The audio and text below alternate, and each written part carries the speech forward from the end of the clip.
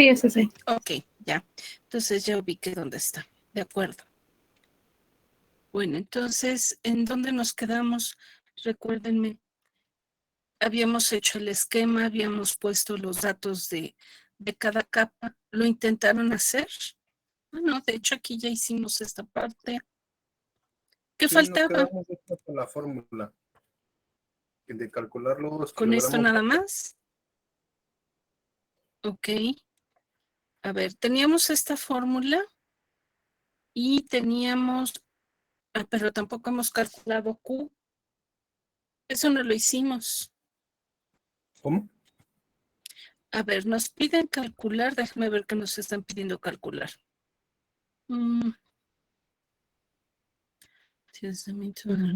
Calcule la pérdida de calor para 30.5 metros del tubo. No veo que lo hayamos calculado. ¿Lo calcularon? ¿No? Aquí está. Ah, no. No. Eso sí no lo calculamos. Ok. Eso está pendiente. Y luego también está pendiente la cantidad de kilogramos de vapor condensado, si es así, kilogramos de vapor condensado por hora, y para esto tenemos esta otra fórmula. ¿Esos eran los dos pendientes? Sí, profesora. Ok, bueno, pues entonces veamos. Vámonos a esa parte. La primera de velocidad de delta T global, pues creo que no hay mayor problema. No sé si alguien ya tenga algún dato y que lo quisiera compartir con sus compañeros para ponerlo y compararlo. Ay.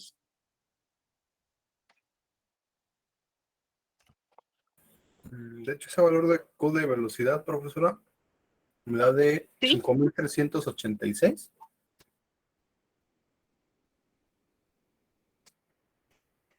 Ajá.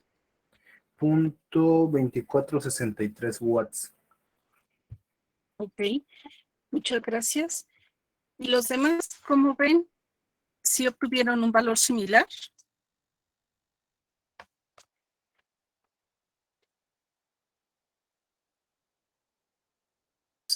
Que ya lo hayan calculado.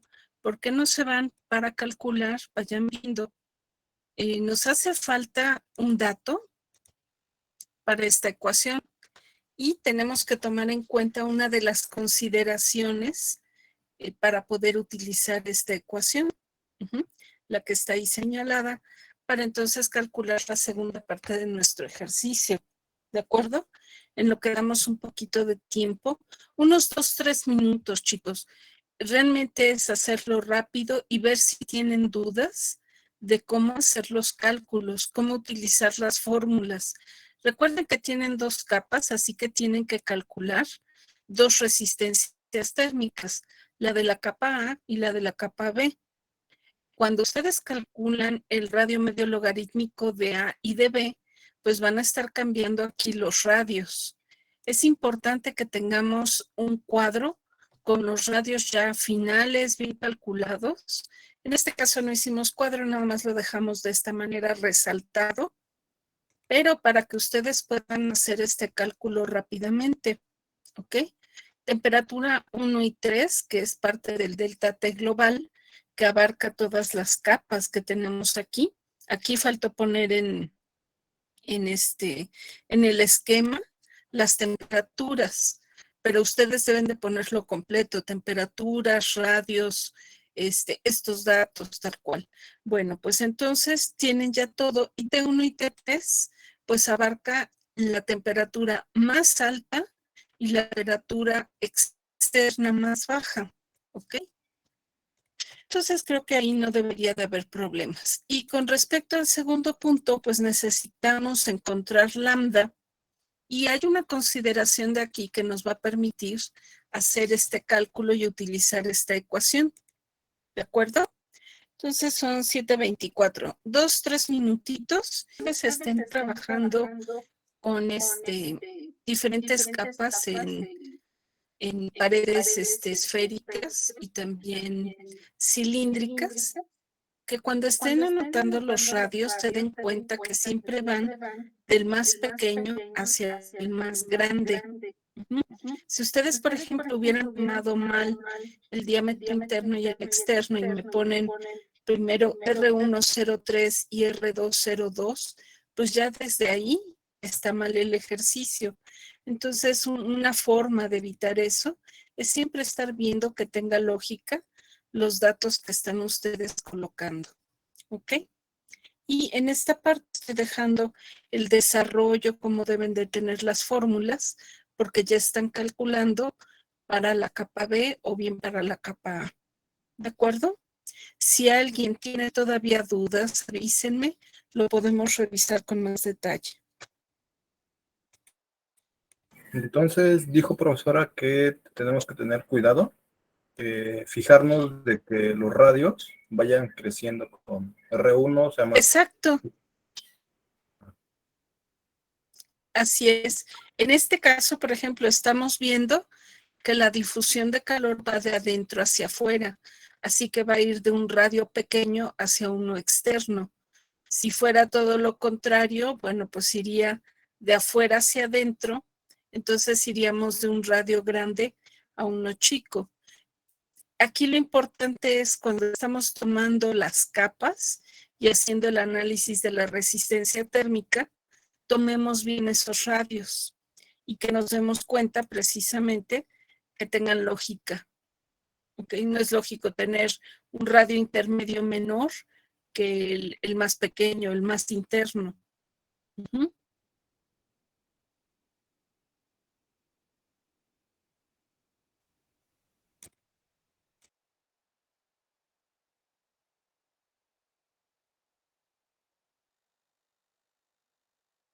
Entonces, bueno, miren, ya calculamos la pérdida de calor.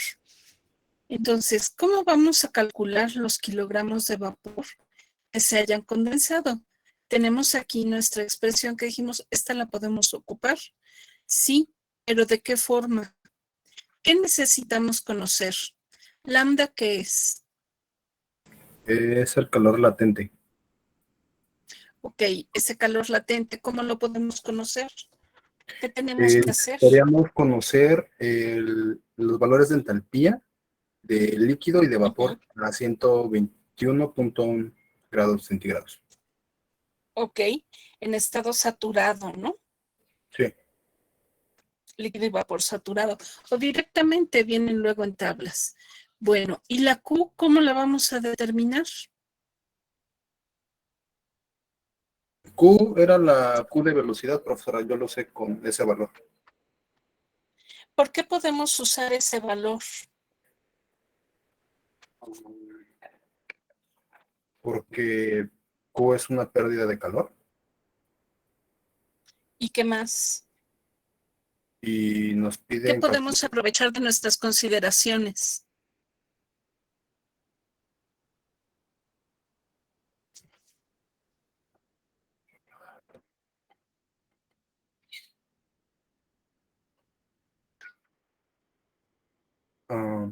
¿No se ve mi cursor? Sí, ya se ve. Ok, Sí, desde hace rato estoy brincando. Ok, es que no, hace rato no se veía, profesora. ok, les digo que la señal está mal.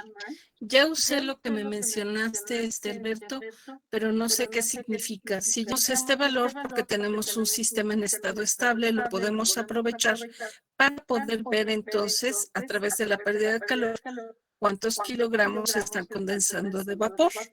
Entonces, por favor, busquen el lambda, el calor latente de vaporización, ya sea separado como vapor y líquido saturados, sus entalpías, o bien a veces viene directamente el dato. Uh-huh. Sí, yo tengo el dato de 2199. A ver, espérame. Vamos a anotarlo aquí. 2199 kilojoules. 2724. Ajá. Kilojoules por kilogramo. Ok, muchas gracias. Y bueno, aquí tenemos entonces masa que multiplica esto, pues nada más habría que despejar masa. ¿Ok? Vamos a ponerlo. Vamos a dejarlo mejor de una vez desde aquí.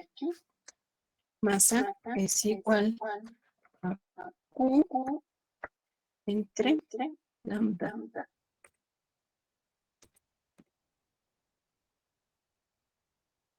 En lo que yo estoy haciendo así la ecuación, ustedes ya están haciendo la determinación.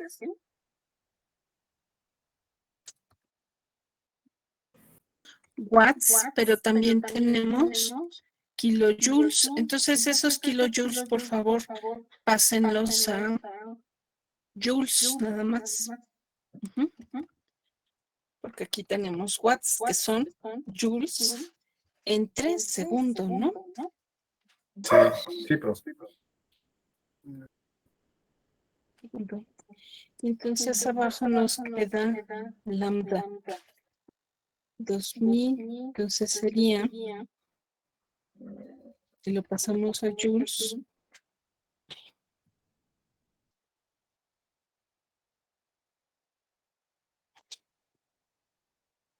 ¿de acuerdo? Joules entre kilogramo.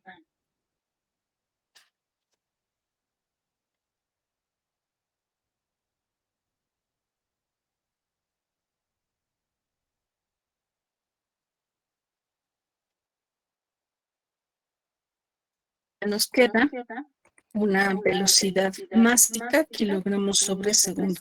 Esto lo voy a pasar del otro lado, en la siguiente, perdón.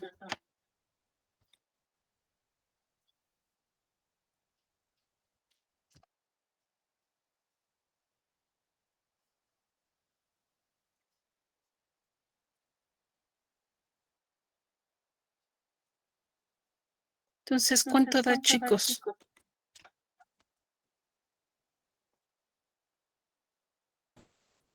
Me da de 2.1992 por 10 a las 6.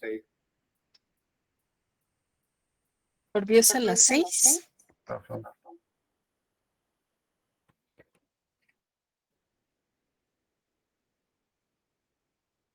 ¿A todos les da ese valor?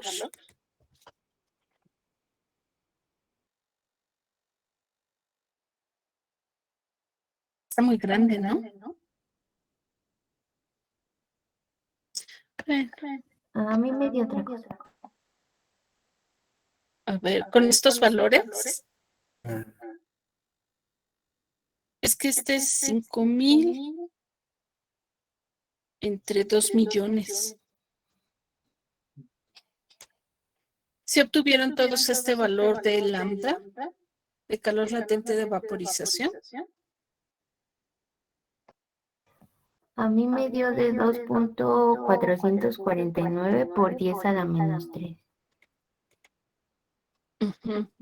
Está bien. Y eso es muy poco. Ok, déjame anotarlo. Entonces fue 2.400. 49 Ajá. por 10 a la menos 3. Menos 3 kilogramos sobre segundo. A ver, chicos, ¿qué valor es el correcto? Por favor, revísenlo. Déjenme poner calculadora. Son...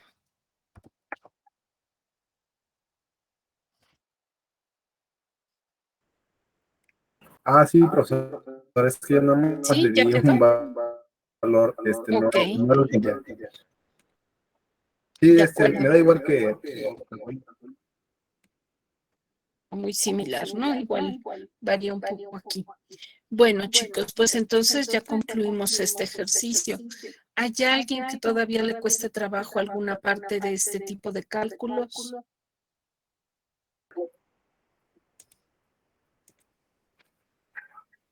¿Me escucha? No. ¿Qué pasó? Es que faltaría multiplicarlo por 3600 porque nos los pide en kilogramos por hora.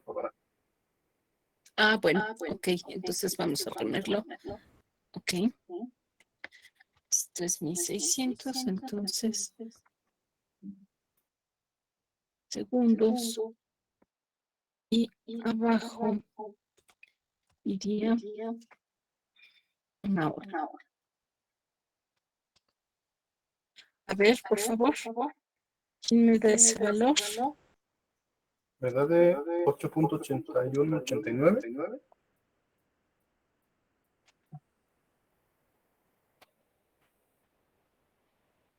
¿Mm? Kilogramos por hora. ¿Kilogramos por hora? Sí. Ok. Muchas gracias. Kilogramos hora. Pues ya quedó entonces. ¿Todos llegaron a este resultado?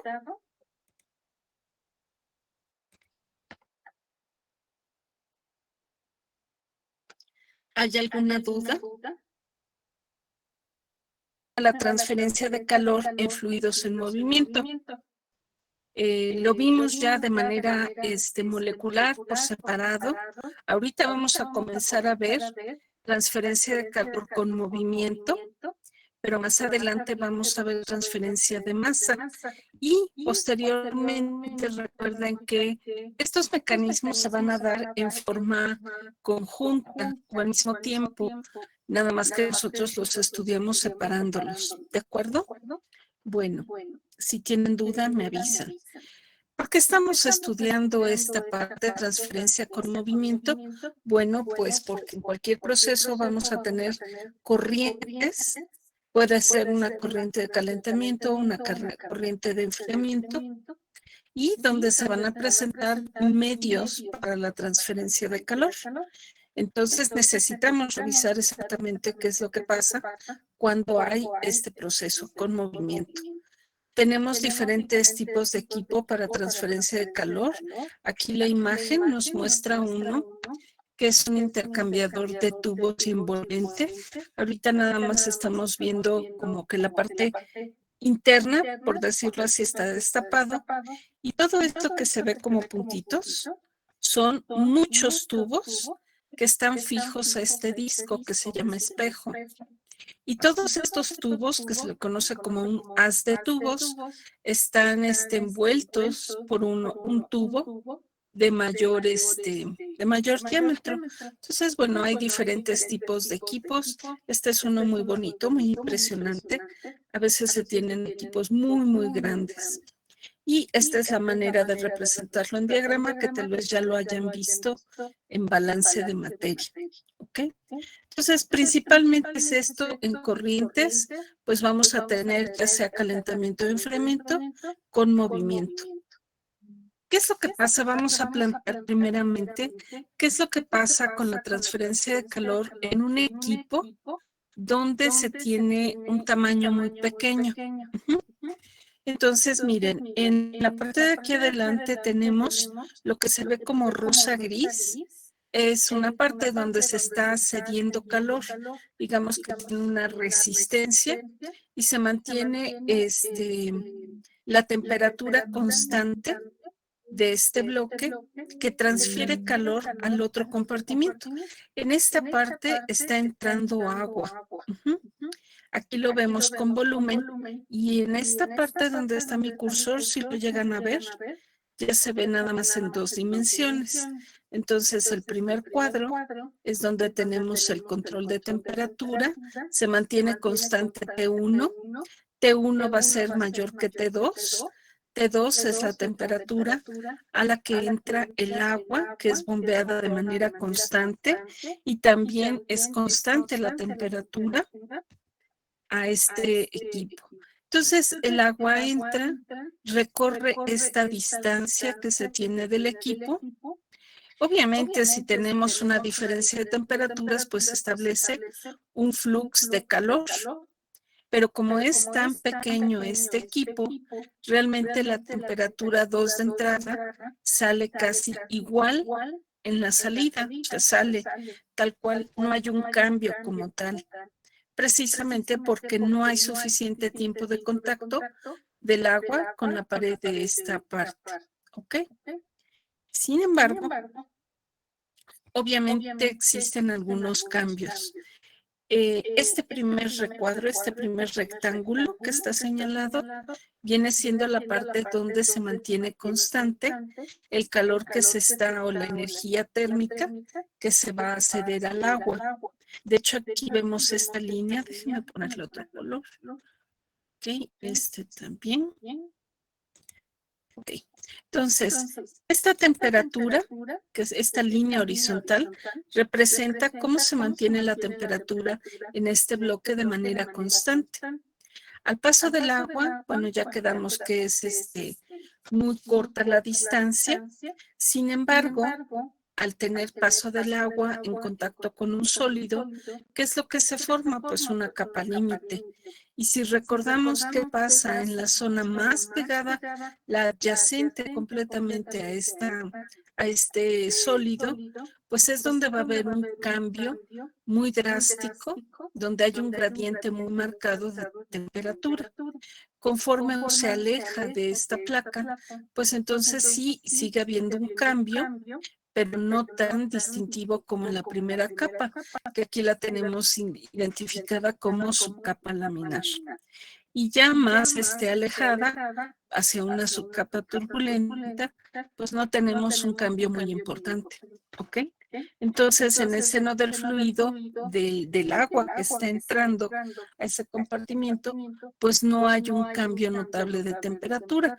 Y esto entonces hace que el coeficiente convectivo, que ya ahorita pues lo tienen más o menos en mente por lo que vimos en laboratorio, pues entonces, o la explicación que dimos, HQ debe de mantenerse constante porque el agua no tiene un cambio de temperatura, ¿de acuerdo? Entonces, esto es lo que pasa con un equipo pequeño. ¿Y qué pasa cuando tenemos un cambio, digamos? Si aquí el cambio es bueno, el gradiente es alto y ya después no tanto, pero sí hay un cambio, ¿ok? ¿Qué es lo que estoy señalando? Esta parte es la que estoy señalando. Y comentando, ya tenemos aquí una constante que combina el mecanismo molecular y el mecanismo convectivo, ¿ok? Pero también tomamos en cuenta el denominador, es un término que representa el espesor que tiene la capa. Uh-huh. Y entonces en conjunto, esta relación nos va a dar el coeficiente convectivo, que viene siendo HQ. Ya lo vimos nosotros en el laboratorio, ¿sí lo recuerdan? Se ve como H o HO en el protocolo. Sí. Sí, profesora. Entonces, bueno, ya de esta manera podemos tener la explicación de dónde viene el coeficiente convectivo. Si se fijan, vienen ahí varios sinónimos, es como se le conoce, de película individual, de superficie, coeficiente convectivo, de transferencia de calor. Y aparece entonces ya una ecuación, que es la ecuación de enfriamiento de Newton, y que ya la utilizaron en laboratorio. ¿De acuerdo? T1 pues normalmente viene siendo una temperatura mayor, T2 es la menor. HQ tiene estas unidades, despejando de esta fórmula, HQ pues nos queda que es energía entre tiempo, área y temperatura. ¿Qué pasa ahora si tenemos un equipo muy grande? Muy grande en cuestión de el recorrido que debe de tener, en este caso el agua, seguimos con el mismo ejemplo, el recorrido que tiene el agua en contacto con la parte que se está calentando, que cede calor, pues al ser muy larga hay mayor tiempo de contacto y por lo tanto van a cambiar algunas características del agua. el agua fría entra a una temperatura T2, pero ya a la salida ya no va a ser la misma, ¿ok? Entonces, va a haber algún cambio de temperatura del punto de entrada al de salida y eso va a conllevar a que se tenga diferente coeficiente de película conforme se avanza a lo largo del equipo. ¿Queda claro esto? A mayor tiempo de contacto, pues sí va a haber un cambio de temperatura que repercute en el valor que tenemos de HQ a las diferentes distancias conforme avanza el agua a través del equipo. Aquí podemos ver el equipo es lo mismo de en la diapositiva anterior, pero en este caso, miren, esta parte de aquí es la zona que cede calor, ¿ok? Y si se fijan, bueno, aparece algo como ondulado, como para señalar la película, la parte de película ficticia, donde hay un mayor cambio de temperatura y un mayor gradiente de temperatura. Ya lo demás, pues, es el seno del volumen. Y nosotros ahora vemos la entrada del agua del lado izquierdo y la salida del lado derecho. Entonces ya nos queda claro en esta parte donde va mi cursor, vamos a ponerle color, esta parte con color horizontal, pues marca la longitud que está teniendo que recorrer esa agua en contacto con el equipo. ¿Ok? Entonces, bueno, pues es mayor y aquí tenemos a la entrada hay una temperatura 1 correspondiente a un HQ1. Si pusiéramos aquí en medio otra temperatura entre película y ficticia, es una temperatura diferente, tendríamos un HQ diferente. Y ni qué decir de la temperatura a la salida del equipo. Ya es completamente diferente a la de entrada. Y por lo tanto tenemos un tercer HQ. Entonces hay varios HQ a lo largo de este equipo. En la parte de arriba vemos una gráfica con los perfiles de temperatura, tanto de la parte que cede calor como de el líquido al ir atravesando el equipo. Y si se fijan, es temperatura en función del recorrido a través del equipo.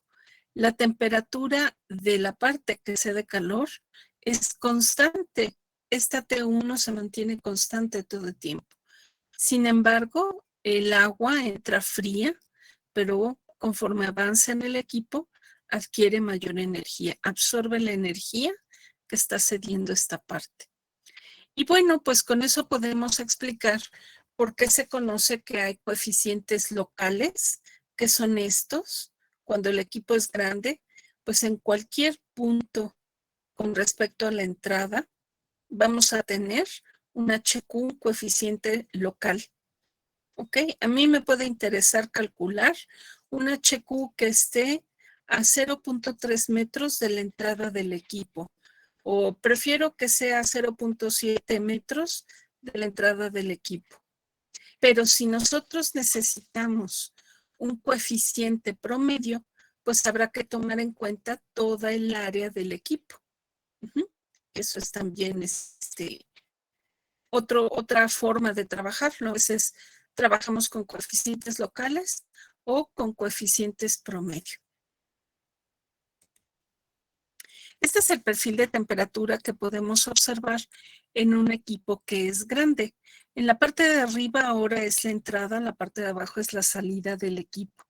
Y si vemos del lado izquierdo, pues mantenemos a cualquier altura del equipo, a cualquier distancia del equipo, la temperatura continua de la parte que cede energía. Pero la zona que está pegada o adyacente a esa placa es donde vamos a ver que hay un mayor cambio. Pero si se fijan de arriba hacia abajo, ese cambio aún en la zona adyacente va siendo cada vez menos marcado. ¿Se entiende por qué aquí es menos marcado? ¿Se ubican esta parte? ¿Se ve mi cursor mientras avanzo? A la entrada está muy marcado este gradiente de temperatura. A la mitad del equipo va con este gradiente. A la salida ya tenemos este otro gradiente. ¿Por qué es eso?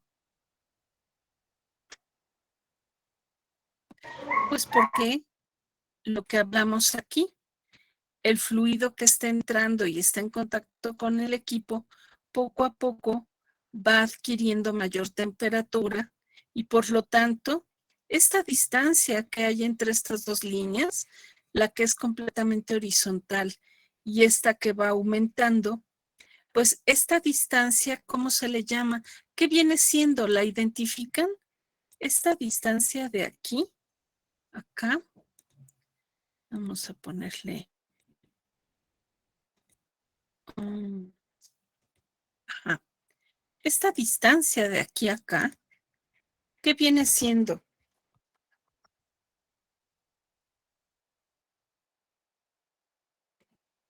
¿Qué representa esa flecha?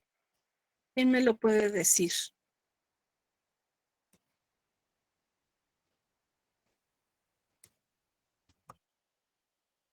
Chicos, no es difícil. ¿Qué representa cada una de las curvas? ¿Cómo? Una entrada. No. ¿Qué tenemos aquí? T1. Y aquí tenemos T2, o sea, son dos perfiles de temperatura. Y esta distancia entre cada uno de estos perfiles, ¿qué viene siendo? ¿La variación de temperatura? Exacto. Cada una de estas flechas representa cuál es la fuerza impulsora que se va teniendo a lo largo del equipo. Si nos fijamos en un inicio, es muy marcada la diferencia, pero conforme se avanza, como el fluido va calentándose, pues entonces disminuye esta fuerza impulsora. ¿Y qué pasa con la ley de Newton, de enfriamiento de Newton? Si es muy grande, pues la velocidad va a ser grande y conforme disminuye la fuerza impulsora, disminuye la velocidad con la que se transfiere calor. ¿Okay? Entonces, eso es lo que nos está indicando, que conforme se avanza a través del equipo, cada vez hay menor cambio de temperatura, intercambio de temperatura. Uh-huh. Y bueno, ya llega un punto en el que es constante. Bueno, ahora, ¿qué tenemos aquí? Es H. Este coeficiente va a depender de muchas variables, propiedades físicas del sistema, las propiedades térmicas del fluido, sus propiedades físicas también, la geometría del sistema, las condiciones de operación. O sea, son muchos factores.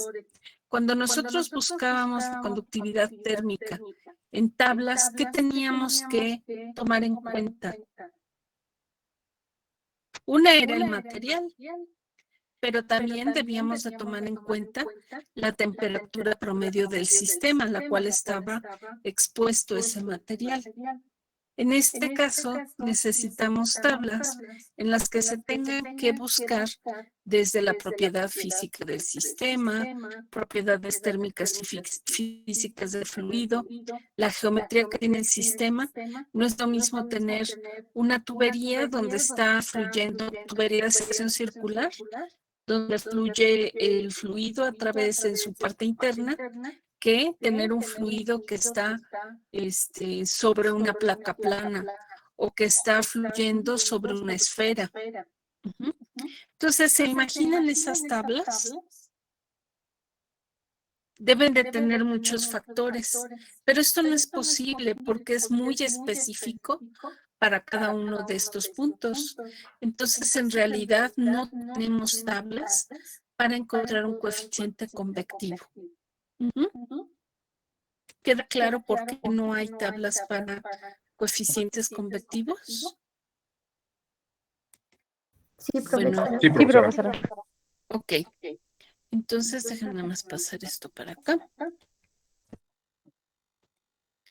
Entonces, bueno, aquí es nada más un poco de comparación entre lo que veíamos con conducción.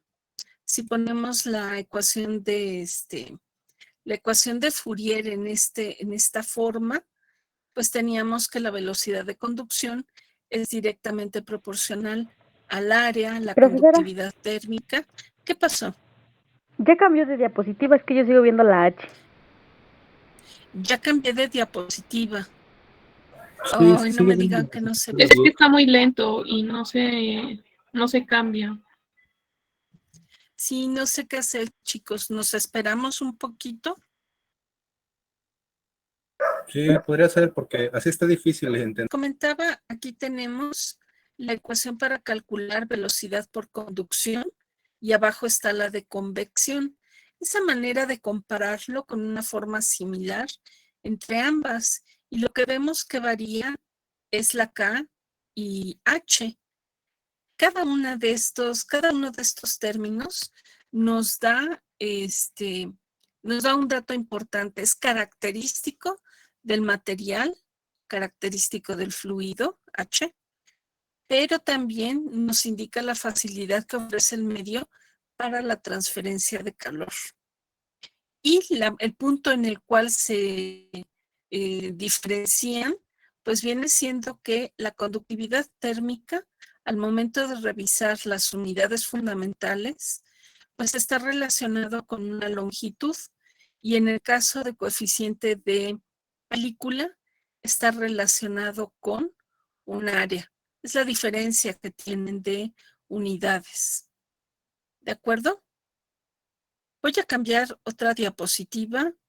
Me dicen si ya se ve diferente.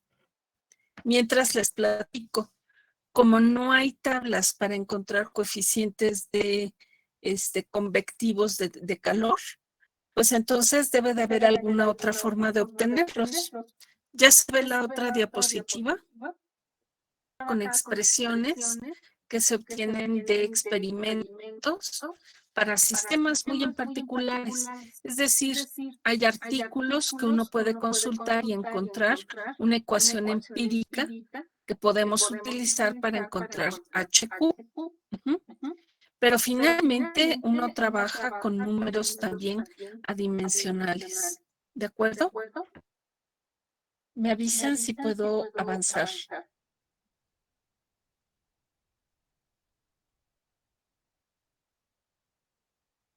Todos estos puntos, creo que llega hasta el 11, déjenme ver. Ah, no, no lo puse. Ok, entonces miren, por favor copien esta parte, denme 2 minutitos y regreso con ustedes.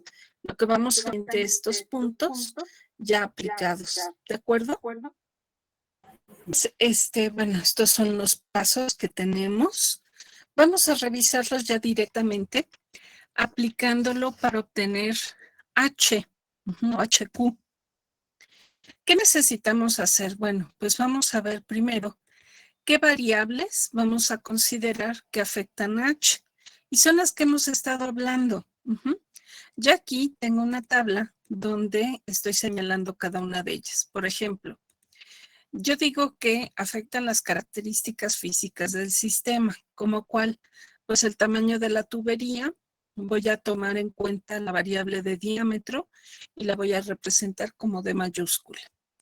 Luego vienen las condiciones del proceso, como cuál, pues la velocidad del flujo, las propiedades físicas del fluido, densidad y viscosidad, propiedades térmicas del fluido, capacidad calorífica y conductividad térmica. Y mi función pues va a quedar de esta manera. El coeficiente va a depender de estas variables, son las que estoy tomando en cuenta. ¿De acuerdo? ¿Van a estar anotando? Les doy tiempo. Déjenme ver si lo tengo. Teta para tiempo, H mayúscula energía, T mayúscula temperatura y L mayúscula longitud.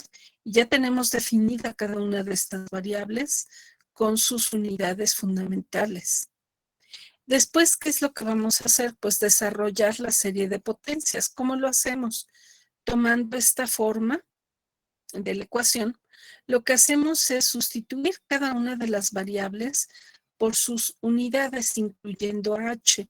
Si se fijan aquí abajo, en el segundo recuadro rosa, pues aparece entre paréntesis las unidades de H, que es energía, bueno, está dividido esa energía entre área, temperatura, tiempo.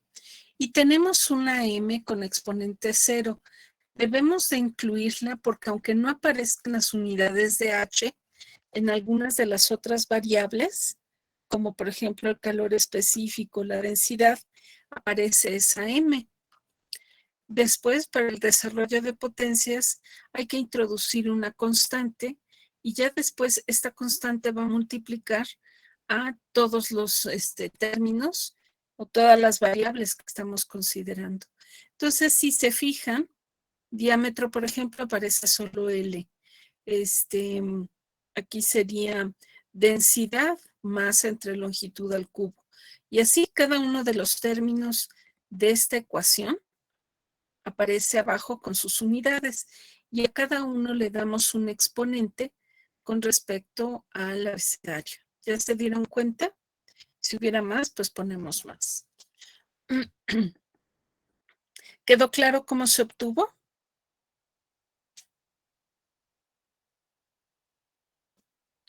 Bueno, después de que se desarrolla la serie de potencias, lo que hacemos es agruparlas por unidades fundamentales iguales. ¿A qué me refiero? H queda igual, la constante también.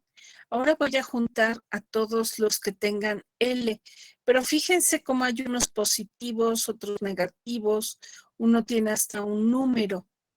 ¿Por qué? Pues porque en esta parte, por ejemplo, L, el primero es A, más B, porque L aquí está en el numerador, pero aquí es menos 13, porque esto es longitud al cubo y está en el denominador. Aquí es menos D y por último menos F. Y así nos vamos con cada una de las variables. Tenemos, por ejemplo, otro ejemplo. Tiempo, teta, va acá. Es menos B, menos D y menos F. ¿Sí se dan cuenta cómo se están obteniendo?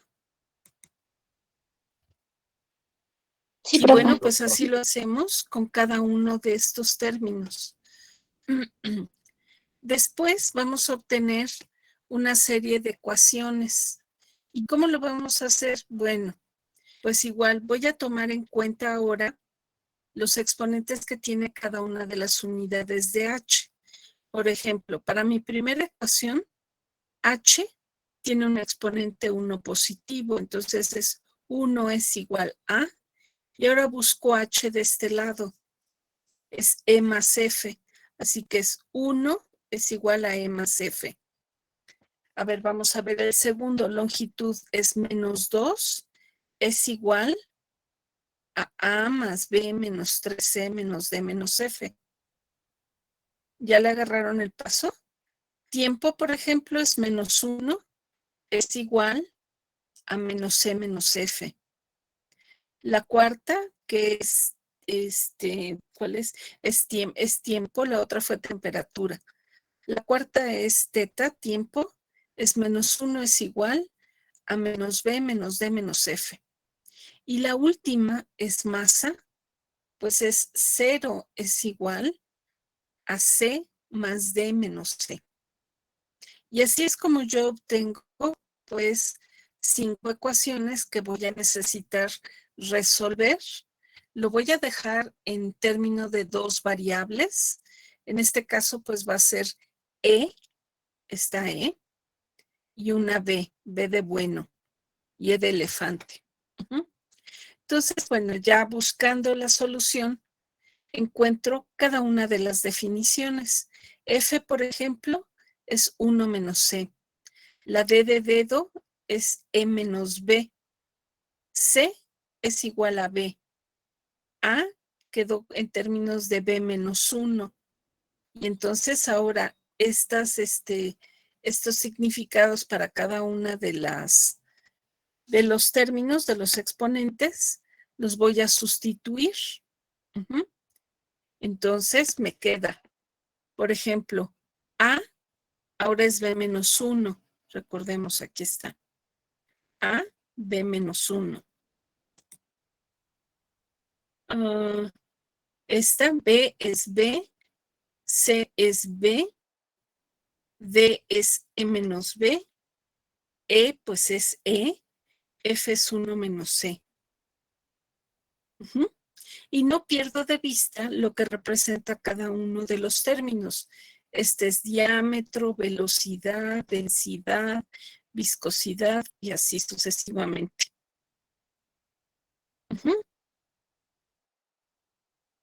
¿Sí queda claro?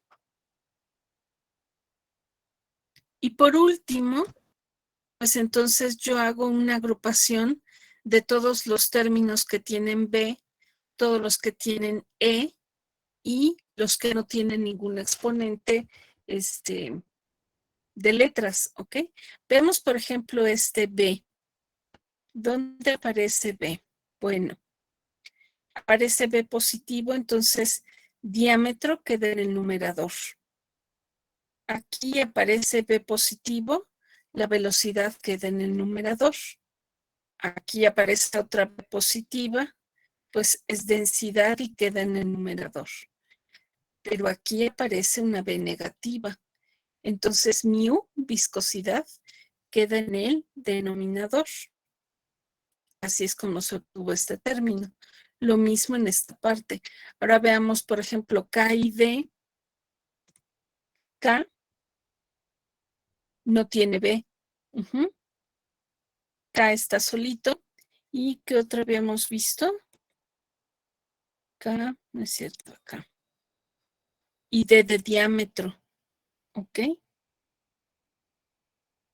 Bueno, pues entonces, una vez que tenemos esto, pasamos lo que son las constantes que no tienen exponente al otro lado de la igualdad. Nos queda HD entre K por una constante, por estos dos términos que se multiplican entre sí, cada uno está a un exponente. ¿Ya se dieron cuenta que tenemos aquí? ¿Les es familiar algo de aquí?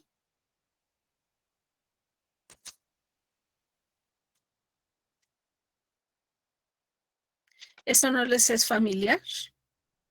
¿Lo rojo? Me suena, pero ¿O como lo que no. azul? ¿Cómo? Me suena, pero como que no. No. ¿El azul les es familiar? Es lo del número de Reynolds, ¿no, profesora? Exacto. ¿Y el de verde lo conocen?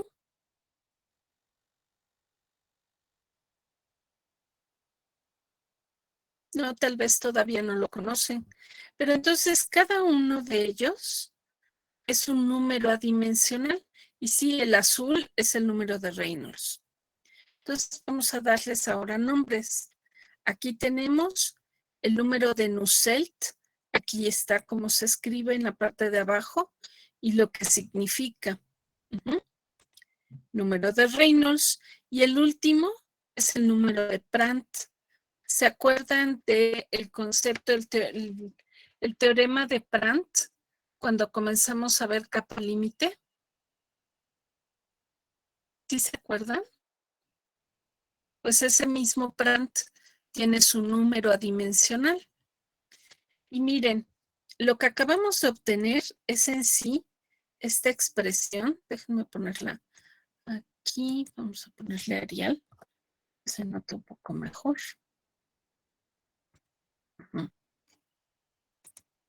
Lo ponemos en grande. Entonces, nosotros llegamos a una expresión en la que debemos de calcular un número adimensional por medio de otros adimensionales. Debemos de conocer de alguna forma cuánto vale la constante y los exponentes. Y esto mismo, dependiendo de si es convección con cada uno de estos mecanismos. En esta parte de fenómenos, alcanzamos a ver los que están asociados a la convección forzada. Cuando pasen a termodinámica, hay una parte de transferencia de calor donde van a ver parte de los números asociados a convección natural.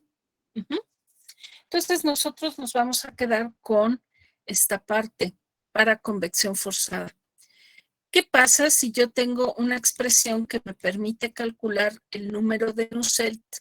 Hago el cálculo, ya tengo su valor numérico, pero yo debo de recordar que el número de Nusselt es igual a H por diámetro. H es el coeficiente de película por diámetro entre conductividad térmica. Pues entonces ya puedo despejar H. ¿Ya se dieron cuenta? Todas estas expresiones se les conoce como correlaciones y hay que buscar para cada sistema una correlación con números adimensionales que me permite calcular H o encontrar H. ¿Vieron? ¿Comprendieron lo que es la importancia de encontrar el número de Nusselt? Numéricamente yo lo calculo con números adimensionales y de ahí despejo H. ¿De acuerdo?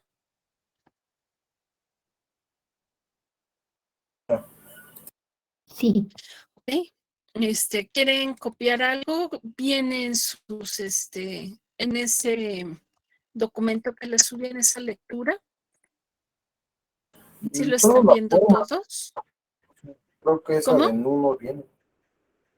¿No La viene? fórmula de el número de Nusselt viene en el... No viene A en ver, déjenme ver cómo está. el documento. Característicos para convección forzada son Nusselt y Prandtl.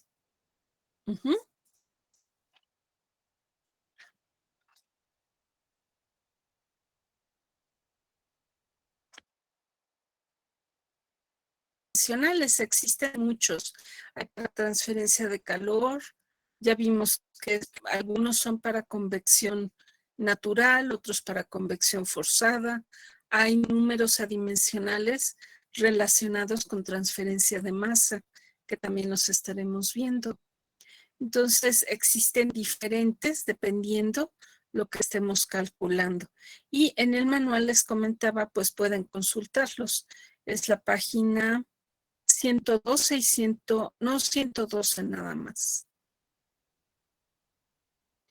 En esa página 112, donde aparece la definición del número de Prandtl, el número está incompleto. Déjenme mostrárselos para que les quede claro. Voy a poner esto. Esto es página 112 del manual. Aquí. Entonces, si se fijan aquí, el número de Prandtl me dice que yo puedo calcular, déjenme señalarlo más específicamente. Aquí, ¿no? Sí. Dice, el número de Prandtl lo puedo calcular como Cp por mu, pero falta dividirlo entre K de conductividad térmica. ¿Ok?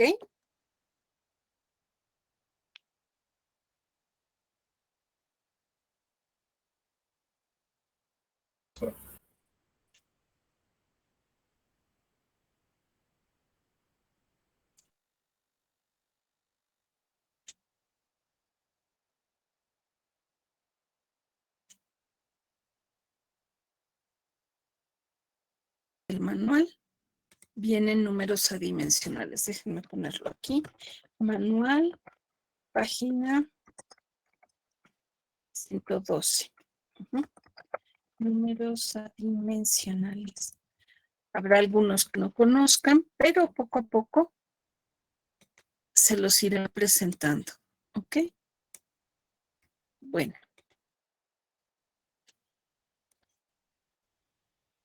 Ok, ya obtuvimos esos números adimensionales. ¿Y cómo los vamos a trabajar? Miren, hay muchas fórmulas de revisar este tema, pero debido al tiempo, la forma más práctica es directamente ocuparlas, ¿ok? Las correlaciones que vamos a estar buscando, pues van a tener esta forma, la que tengo aquí señalando, que estoy moviendo. Todas tienen esta fórmula. Me permiten calcular para transferencia de calor convectivo el número de Nusselt con otros números adimensionales. Bueno, ¿qué es lo que voy a usar? Voy a usar del manual, déjenme ponerlo aquí también, poner otra. En la página 113 y hacia adelante tenemos diferentes correlaciones. Déjenme pegarla.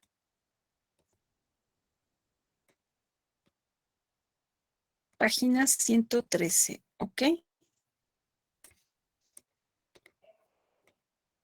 Aquí está. Bien.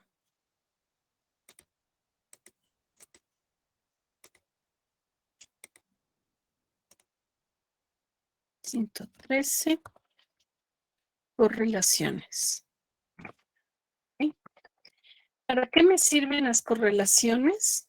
Pues para encontrar cómo calcular Nusselt y de ahí despejar el número que diga el coeficiente convectivo. Para eso me sirven estas correlaciones.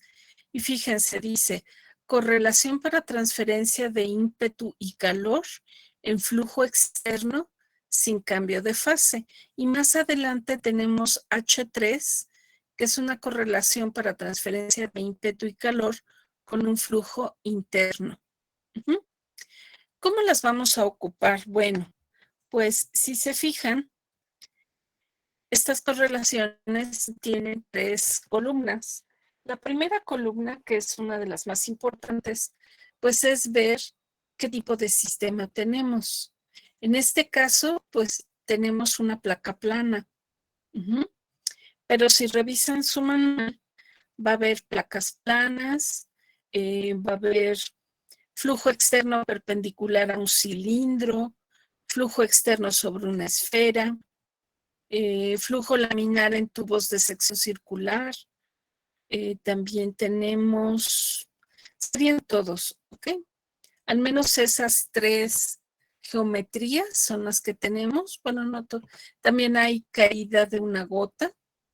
Entonces, de esa manera elegimos primero la geometría de nuestro sistema. Digamos que tenemos placa plana. Pues entonces, en la segunda correlación, bueno, y es placa plana y tenemos flujo laminar y flujo turbulento. Entonces, ¿qué debemos de hacer para saber si me voy con la sección de arriba o la sección de abajo? ¿Qué necesito hacer? Tengo que calcular ¿qué?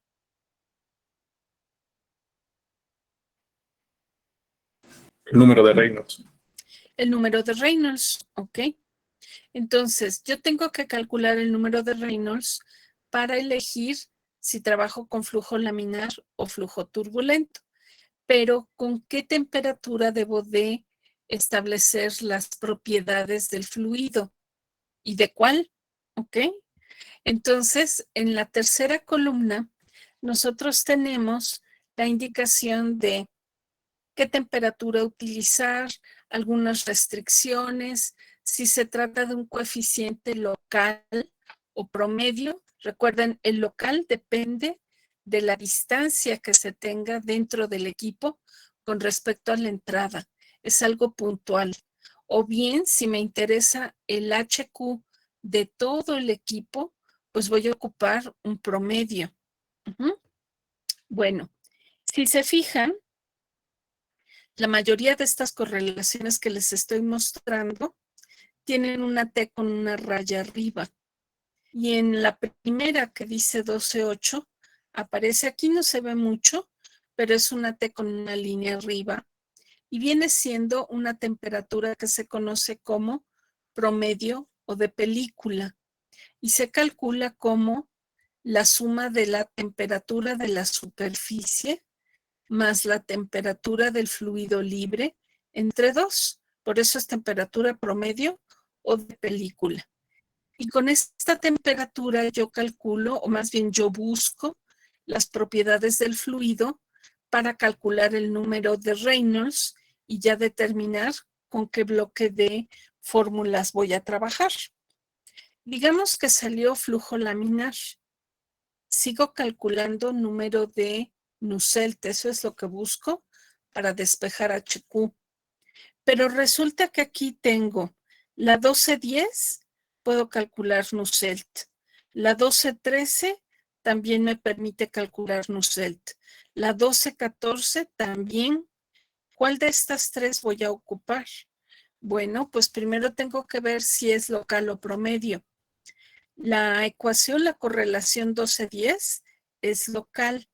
Aquí me lo dice en la tercera columna, pero también el subíndice Z significa a una distancia en particular. El otro, por ejemplo, tiene una L y es un HQ promedio. So, yo voy a trabajar un Nusselt promedio y al despejar HQ tengo un HQ promedio. Y la 1214 pues también es local. Viene aquí una Z. Bueno, entonces ya vimos que nos indica en la tercera columna si yo quiero un Nusselt promedio o local, a qué temperatura debo de trabajar, las propiedades, y después me pone restricciones. Si yo quiero utilizar la 1210, el número de Prandtl que yo calcule debe de estar en este intervalo. O por ejemplo, estas otras de abajo me dicen la 1217. Debo de ver que el número de Reynolds esté por debajo o igual a 10 a la 8 y que el número de Prandtl esté entre este intervalo, en este intervalo, ¿sí?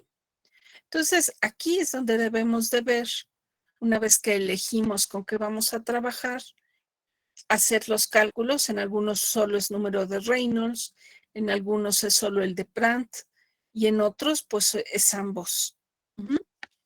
Es así como lo trabajamos.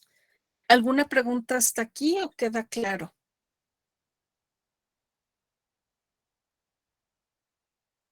Ok. Bueno, también hay algunos puntos. Cuando nosotros estamos por decir es flujo laminar o flujo turbulento, recuerden que tenemos números críticos de Reynolds que me indican dónde se rompe el patrón laminar y que no es lo mismo tener un fluido a través de una tubería de sección circular a una placa plana o sobre una esfera. Normalmente en con estos ejercicios trabajamos solo 3 geometrías y tenemos en una tabla que vimos muy al inicio esos números de Reynolds críticos. El de tubería circular, pues lo recordamos. Es laminar por abajo de 2100, es transitorio entre 2100 y 4000, y de 4000, más bien debajo de 4000, y de 4000 en adelante es turbulento. En el mismo manual viene, déjenme copiarlo, viene en la página, es la página 114, un recordatorio de cuándo estemos trabajando. Vamos a hacerlo primero en chico. De cuándo estamos trabajando placas planas. ¿Por qué? Porque para placa plana, el número de, esta es la 114, el número crítico es este valor 5 por 10 a la 5, y aquí se los está diciendo. Déjenme hacerlo más grande para que lo vean. El Reynolds crítico para flujo paralelo sobre una placa plana es este valor. Entonces, no vayan a compararlo con los valores que tenemos para tubería. Es muy importante que chequen eso. ¿De acuerdo? En el caso de la esfera, no hay tanto problema porque aquí tenemos una correlación que no toma en cuenta si es un fluido laminar o de transición o turbulento. Simplemente tenemos una configuración de esfera, sí, pues entonces debemos de ocupar esta correlación. Y también, dentro de todas las fórmulas que tenemos en el manual de estas correlaciones, la mayoría, con excepción de 2, trabajan las propiedades del fluido libre. Ahorita les explico eso. Del fluido libre a temperatura promedio o de película, con excepción de un flujo externo sobre una esfera o una gota en caída. Si se fijan, aquí aparece una T con subíndice de infinito, que es la T que puse por ahí con alfa, igual aquí abajo. Eso quiere decir que las propiedades las debo de tomar en cuenta con respecto al fluido libre. ¿Y cuál es ese fluido libre? Pues fíjense, para una esfera, digamos que está fluyendo sobre la esfera, por afuera de toda la esfera, aire. Ahí el fluido libre es el aire. Entonces debemos de considerar no la temperatura de película, sino solamente la temperatura del aire. ¿Quedó claro esa parte? Sí, profesor. Sí. Entonces esto viene en el manual, página 114, para que lo recuerden. Déjenme ver qué sigue. Bueno, aquí sigue un ejercicio de convección forzada.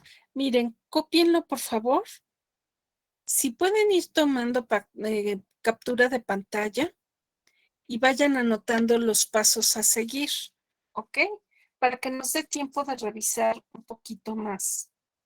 ¿De acuerdo? Me avisan cuando terminen, por favor.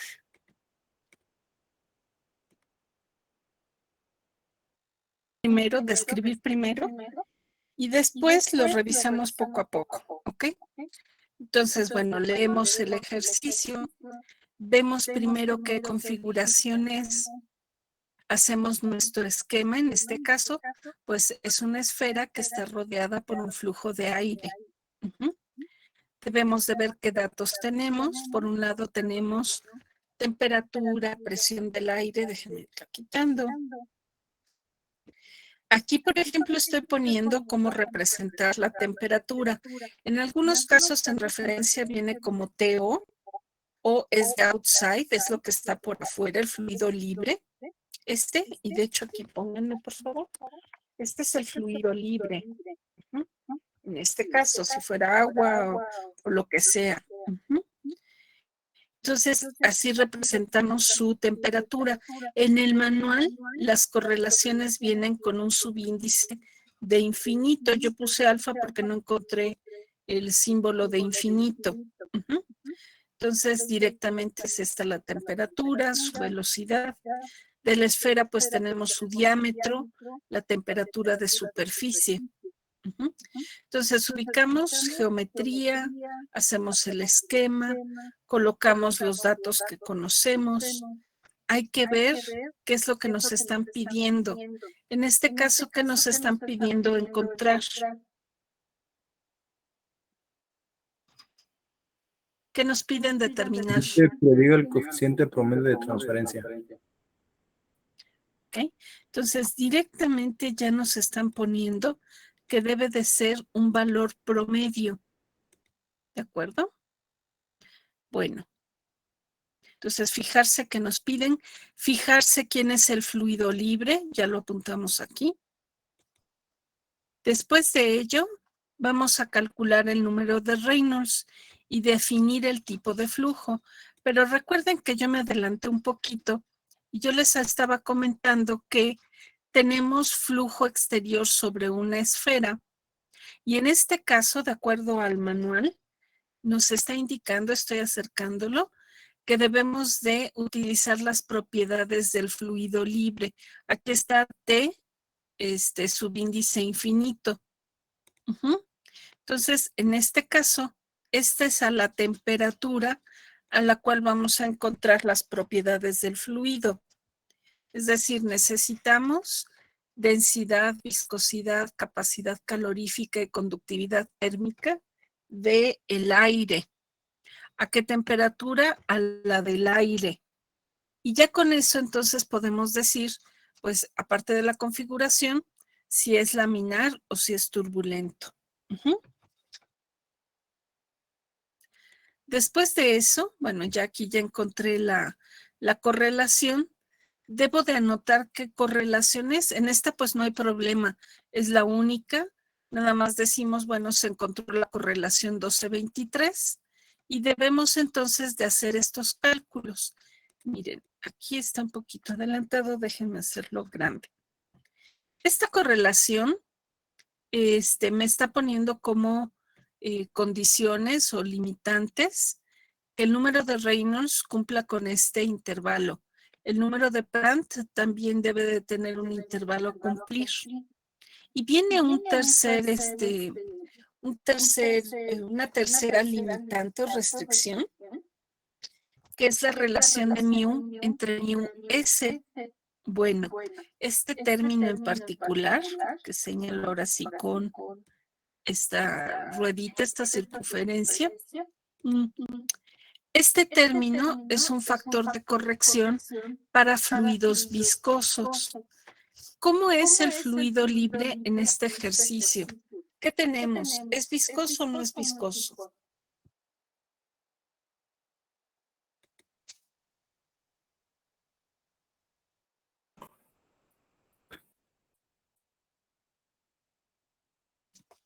¿Qué fluido tenemos?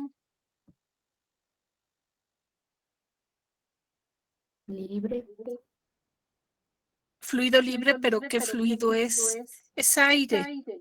Entonces no tenemos un fluido que sea viscoso. O sea, si nos dijeran, no, pues se trata de miel, bueno, pues es otra cosa y depende a qué temperatura.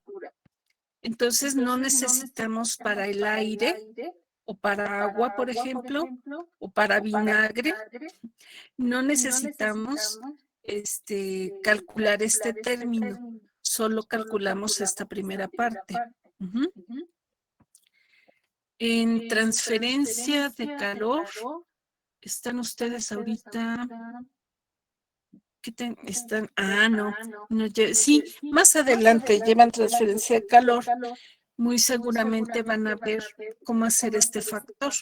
¿Por qué debemos de hacer un factor de corrección? Pues con los fluidos que son muy viscosos, normalmente hay una diferencia de temperatura del seno del fluido y la temperatura en las paredes de donde está fluyendo. Por eso es ese factor de corrección. Pero bueno, en nuestro caso no lo aplicamos. Y entonces aquí estamos colocando, hay que aparte de todo esto, ir determinando qué es lo que estamos haciendo. Lo vamos a describir. Para calcular el número de Reynolds se tendrá, y lo pongo aquí, y consultar tabla del manual. Luego, las propiedades, yo voy a indicar para cada uno de ellos a qué temperatura lo estoy trabajando. Esto es muy útil. Cuando ustedes están revisando su ejercicio, deben de tener la seguridad de que los datos están a la temperatura correcta. Aquí, de hecho, debimos de haber escrito las propiedades deberán determinarse conforme le indica el manual a la temperatura del fluido libre. Bueno, pues ya después calculamos el número de Reynolds y checamos que sea un valor que se encuentre, aquí salió 66,000, pues lo pasamos a notación científica para verlo más fácilmente con respecto al intervalo que debe de cumplir. Y si se fijan, pues sí queda dentro de este intervalo el número de Reynolds. Miren, aquí abajo quedó escrito cómo se obtuvo esa correlación, donde la buscamos, estamos indicando qué correlación es la que vamos a trabajar. Como ya les había comentado antes, hay veces que dentro de una misma sección, para una misma geometría y número de Reynolds, resulta que hay 3 opciones o 2 opciones. Entonces hay que especificar exactamente qué correlación vamos a ocupar. ¿Alguna pregunta hasta aquí? Entonces, bueno, pues ya una vez que identificamos que el número de Reynolds sí es correcto, calculamos el número de Prandtl igual utilizando estas propiedades. Aquí tenemos, cuando hablemos de aire y de agua, sus propiedades siempre deben de ser de tablas.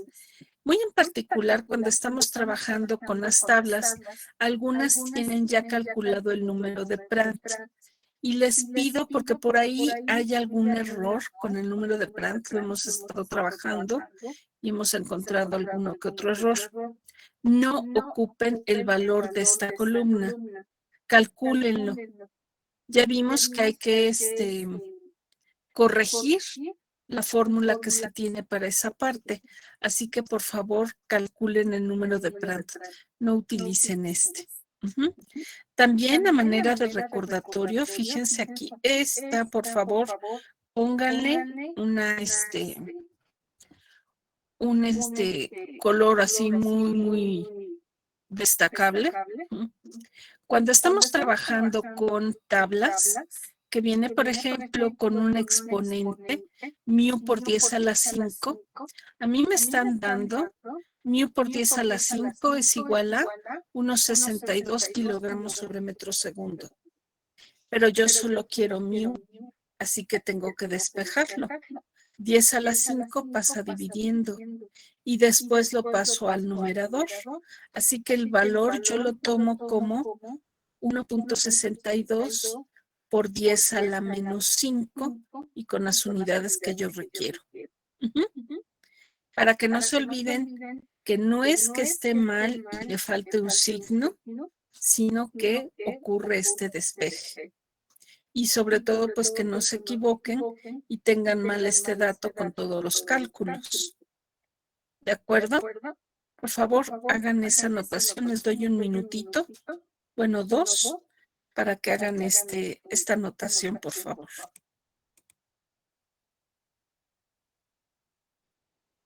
Sí, profesora. Sí. Ok, avanzo.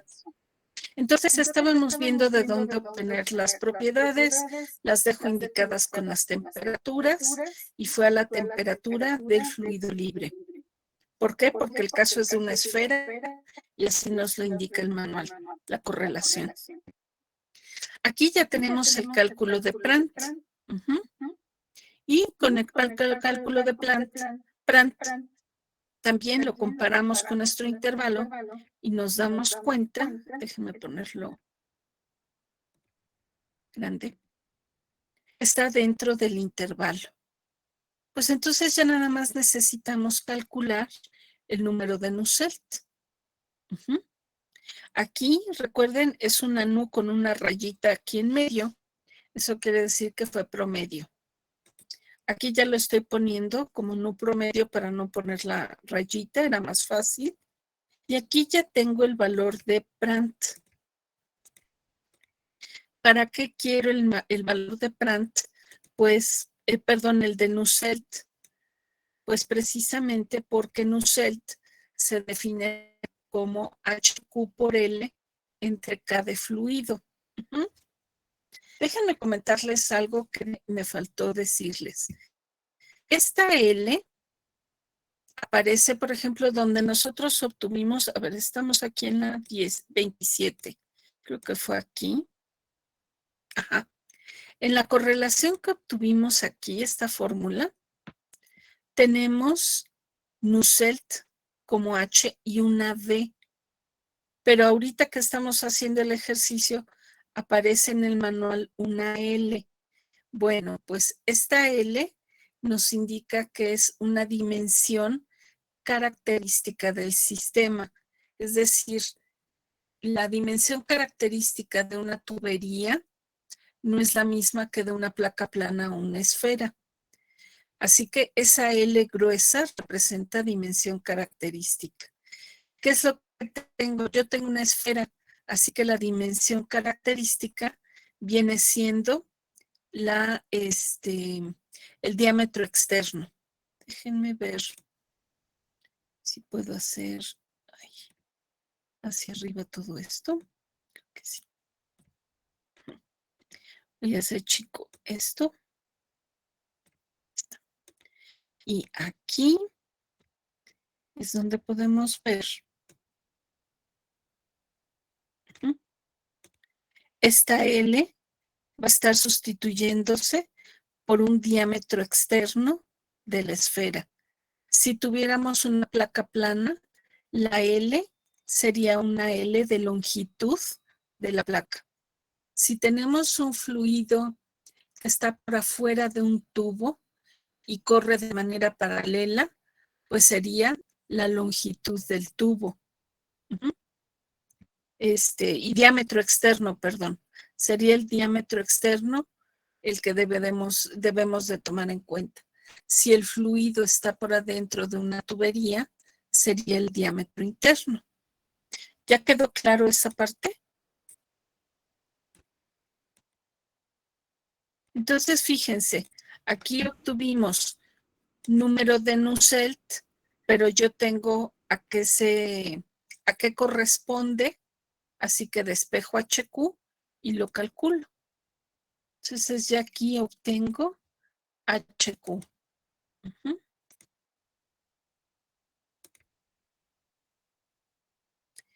Y bueno, pues ¿para qué quiero HQ? Con HQ ya puedo obtener la velocidad de transferencia de calor por convección. Entonces, todos estos pasos que les estuve indicando, ustedes en una tarea los van a hacer como un resumen. Cada uno de ustedes va a hacer un resumen y lo va a subir, lo va a hacer en su cuaderno. ¿Qué puntos o qué pasos debo de estar considerando para la resolución de estos ejercicios? ¿De acuerdo? Déjenme ver qué tengo después. Este ya es otro ejercicio. Bueno, ¿alguna pregunta hasta aquí? Para solucionar el ejercicio, pero pónganlo de manera general, porque les va a servir para otras configuraciones. Y van a hacer este ejercicio. Por favor, traten de avanzar lo más que puedan. El jueves resolvemos dudas y continuamos con el tema. ¿Están de acuerdo? Sí, profesora. Sí, profesora. ¿Te podría poner tantito la diapositiva? Sí, profesora. 24? Claro, Por favor. esta no tenía mucho.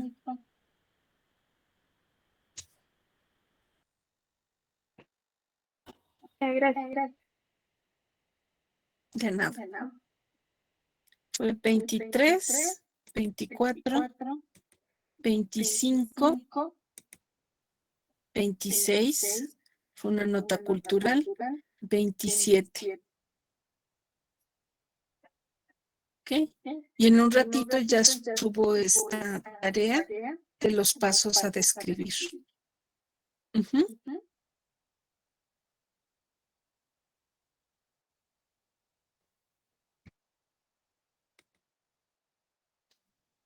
No me acuerdo si ya había quedado establecida la fecha del último examen. Déjenme revisar.